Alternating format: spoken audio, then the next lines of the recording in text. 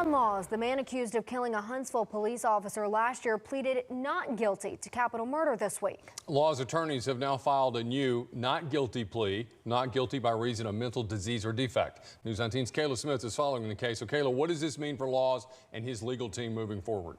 Well, Juan Laws' attorneys will have to prove to a jury he had a mental disease or defect at the time of the crime, and because of that, he did not understand that what he was doing was wrong.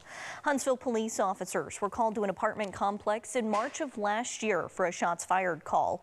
Officers Garrett Crumby and Albert Marin heard a woman screaming from an apartment, according to investigators. As they tried to help the woman, both were shot, with Crumby dying from his injuries. If Laws' defense is able to prove he has a serious mental disease or defect, they will then have to show that it affected his judgment on that day.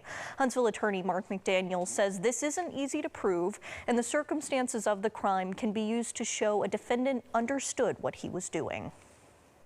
Anything a defendant does in preparation that shows the defendant knew right from wrong.